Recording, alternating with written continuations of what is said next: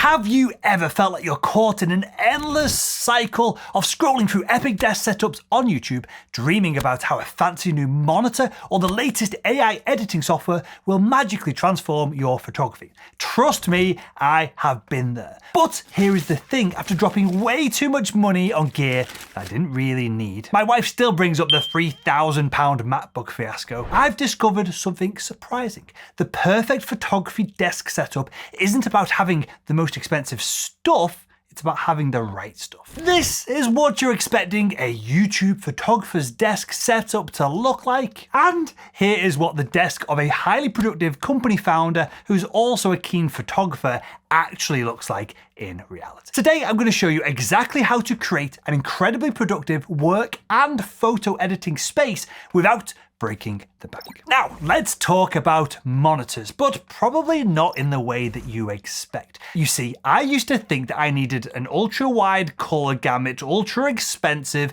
10-bit panel, stupid sunshade over the top and the sides of a type of a monitor to be a quote-unquote serious photographer. But here is the truth bomb that I wish someone had dropped on me earlier. You just need a monitor that shows colors accurately. And the key specification that you're looking for is close to 100% of the sRGB coverage. That is it. It's like having a properly calibrated lens that ensures that what you're seeing on your monitor everyone else is going to see as well. Think about it, most photos are delivered digitally these days, and the sRGB color gamut is the most common language that covers the most common amount of devices that we all use. Now, if you haven't come across the term sRGB before, it basically means the range of colors that a device can display. There are several other standards like Adobe RGB and DCI P3 that can be useful if you're doing lots of printing of images, but for the average amateur photographer like me, probably like you, you're going to be just fine if your monitor can display most of the sRGB space. Last week, and this is what prompted me to create this video, I was just about to drop 1,500 quid on a creator, photographer specific monitor. I texted my photography coach Stu to ask his opinion, and well, he basically laid out the importance of sRGB coverage and downplayed everything else. And sure, if I was a professional photographer who is printing lots of images to then sell them to clients, maybe extended color spaces would be valuable too. But for us amateur photographers, not so much. Stu saved me literally over $1,000 in just a few text messages. Now, my current monitor is a gaming monitor. It's a Gigabyte M27Q, it's 27 inches, and it cost me about 200 quid about 3 years ago, and it has 100.5% of the sRGB color gamut nailed once calibrated. And as far as I can tell, the bottleneck at this point is my photography skills, not the monitor that I'm using. Now, one addition to the monitor that I found really useful is this light bar. It's like having a cozy desk lamp lighting up my workspace that never casts glare on my screen. You can even adjust the color temperature from cool to warm depending on the time of day. And when I'm editing photos, I like to put it on a daylight mode since my monitor is calibrated to that color temperature of light. This helps me maintain an accurate color on the monitor, in the room, in my surroundings. Remember, editing photos on an uncalibrated monitor is like trying to print photos in the dark. You're just going to be guessing what that final result is going to look like. And of course, to calibrate your monitor, you need a calibration tool. I use this i1 DisplayWrite Pro, and it's absolutely key because, weirdly, your monitor will shift the colors, the contrast, the brightness that it displays over the course of every couple of weeks or so. So regularly calibrating your monitor is absolutely key if you want to keep everything consistent. Now, speaking of staying organized and consistent, you probably need to have something to stick your monitor on top of. This stand desk changed my photography game in a way that I never really expected. Now, I know what you're thinking. How can a desk, it's not an unreasonable question, how can a desk make me a better photographer? Well, let me tell you a story. Last summer, I spent 3 days straight editing photos after a big trip. By day 3, my back felt like it had been twisted into a pretzel, and my creativity packed its bags and went on vacation. And that's when I realized that the ability to be at a desk working for long periods of time is just as important as being comfortable in that process. And if you're unfamiliar, a sit-stand desk is like having a tripod. It can magically adjust to any height when needed. When I'm culling through hundreds of images after a shoot, I typically want to stand up. I want to stay alert. Then when I'm doing detailed editing work, I sit down for precision. It's like having two completely different workstations for the price of one. Now, this desk was sent over free of charge by FlexiSpot. It's rare that I work with brands on Photography Explained, but this desk was worth the collaboration. Obviously, it's great, it goes up and down, it works perfectly, it's beautiful. But when buying photography gear or anything else to try and improve my levels of productivity, I'm always looking to avoid both gimmicks and then things that are going to work for a month and then fall apart. What's cool about the E9 desk is that it comes with a 20-year warranty. The desk might literally outlast my own photography career. It also has a maximum weight capacity of 180 kilograms, which somehow is more than the maximum deadlift that I can pull of 175 kilos. And quite frankly, getting outlifted by a desk is pretty soul destroying. Finally, the desk rises right up on high. Now, I'm 6'3", and when I've played with other people's standing desks in the past, a bunch of them have not gone high enough for me to be comfortable to use a mouse and keyboard at the correct height. This desk goes to 128 centimeters, which is easily high enough for me to stand at it with the desk at the right height for me to comfortably use everything that's on there. But here is the real kicker. Studies show that alternating between sitting and standing can increase your energy levels by up to 30%.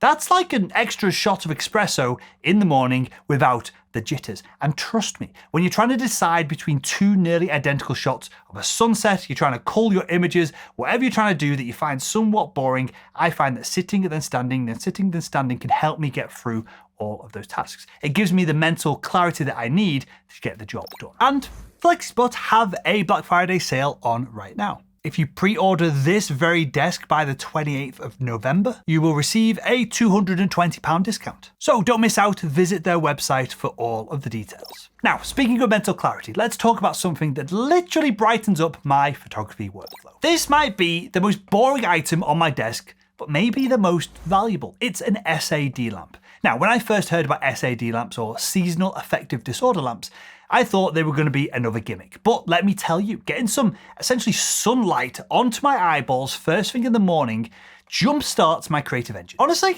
it's like a little bit of a smack in the face to get me going. And for me personally, it's especially crucial during those winter months where natural light is about as rare as the perfectly behaved toddler during a family photo shoot. And here is how I use it. Every morning, I spend around 20 minutes with my SAD lamp on, pounding my face with bright light whilst I'm reviewing emails or I'm browsing through some photography inspiration. Now, the effectiveness of an SAD lamp is inherently difficult to measure, but absolutely, I feel more focused when I consistently use the SAD lamp first thing in the mornings. And to tie this specifically to the photography desk setup, right, I've found that once I've got a monitor that displays a color accurate image, and then I can sit or stand and be comfortable in front of that monitor, the only barrier that I have to getting my photo work done is, well, motivation. And the boost from this SAD lamp helps me get over that initial hump so I can get work started. And if you find that you procrastinate on editing your photos, this next point might help. Do you ever come home for a big shoot, you had a fantastic time,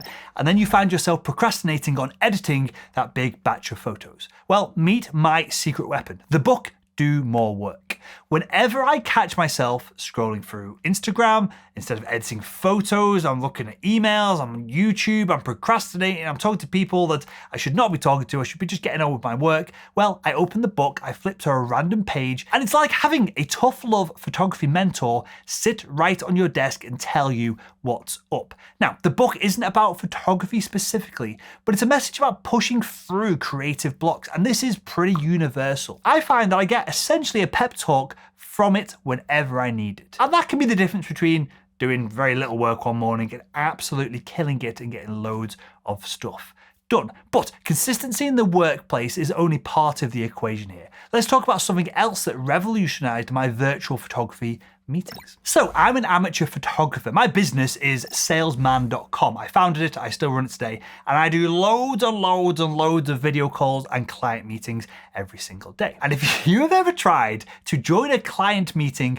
whilst Lightroom is churning through a massive export, or you're not sure if Photoshop is open, crashed, or somewhat in the twilight zone in between, yeah, you might have, and it's not very fun. That is why I've got what I call my meeting setup, a separate MacBook dedicated almost entirely to video calls and meetings. Now I know what you were probably thinking when you clicked on the thumbnail. The MacBook is the computer, the monitor is the display, they are connected from one to the other. Well, they're not. Two separate computers, and now you're probably thinking, is this guy crazy? But hear me out. Having a dedicated laptop for meetings is like having a separate camera body for different types of shoots. Sure, you could use one camera body for everything, but having specialized tools makes life so much easier. Now, the setup is pretty simple. It's a MacBook with a small desk-mounted light for video calls, and a wireless charging pad, which I stick my AirPods on, and I use the AirPods for most of my meetings.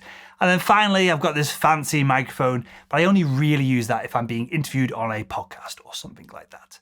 With this setup, there's no more fumbling with settings to launch a Zoom meeting or having to close 50 Chrome tabs when I need to jump on a business call. Now, taking a break from all the technology for a second, this is the best productivity tool that I have ever used. In the digital age that we're all living in, I'm just about to recommend something that might seem completely old school and somewhat redundant.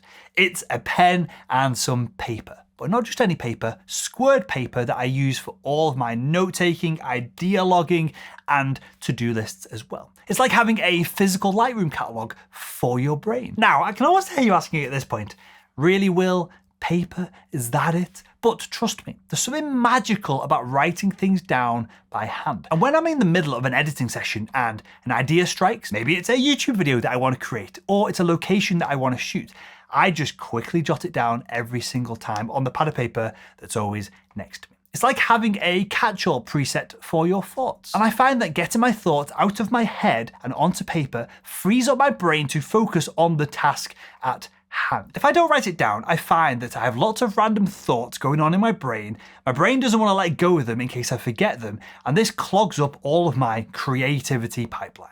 Additionally, the square grid makes it perfect for sketching out composition ideas or just jotting down jobs to be done. And you've probably experienced this. There is something inherently satisfying about physically crossing out a task that no digital to-do list can match. It's like the feeling of nailing focus on an old vintage manual lens. It's just a little bit more analog and tactile. And to keep all my photo and business work more organized, let's talk about something that saved my bacon more times than I can count. Picture this, you're halfway through editing a once-in-a-lifetime sunset photo. Somehow all of this has come together and it's looking incredible, and then your hard drive decides to do its best impression of a paperweight and die.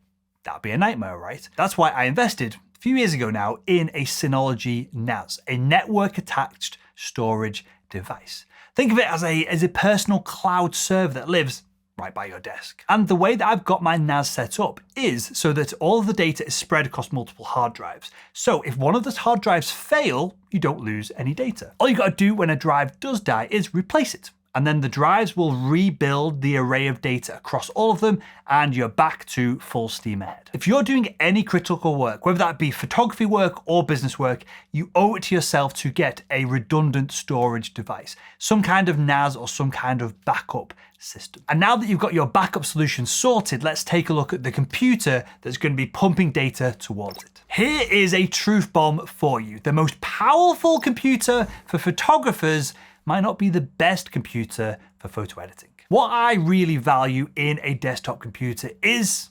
silence. Why? Because nothing kills my creative flow like the sound of fans whirring like a helicopter taking off 3 foot away from me. My computer setup prioritizes silence over raw power, even though it's still plenty powerful. Most computers for photo editing these days are going to be powerful enough. My desktop computer has large, slow spinning case fans that are near silent. It has a case that's lined with foam padding, which acts like sound deadening in a recording studio. It has a water-cooled CPU, which is essentially silent but massively effective. And it has all SSD storage, so there's no clicking, spinning sound from hard drives spinning up and slowing down. For me, this is so important because when I'm in the zone, I'm making micro adjustments to colors, or I'm carefully masking subjects. The last thing I want to hear is fan noise breaking my concentration. And speaking of controlling your environment, there is one thing that is essential to getting high quality work done in the modern darkroom, and it's going to cost you 20 quid to get these from Amazon. Here is something that transformed my editing game: blackout curtains. They're like having a giant lens hood for your entire room. This is important because when you're editing photos, consistency is the key. You wouldn't shoot with a different white balance for each and every frame that you take, so why edit your photos under different lighting conditions? The blackout curtains and essentially a dark room combined with my calibrated monitor ensures that every time I open Photoshop, I'm seeing exactly the same image under the same conditions every single time. And the cool thing is that blackout curtains like these are super cheap, and they might be the biggest upgrade that you can make to your photography editing desk setup. Remember, it's not about having the most expensive gear, it's about having the right gear that works for you, that allows you to get stuff done. And if you'd like to learn how to take your photography to the next level, why not click the video that's on the screen right now.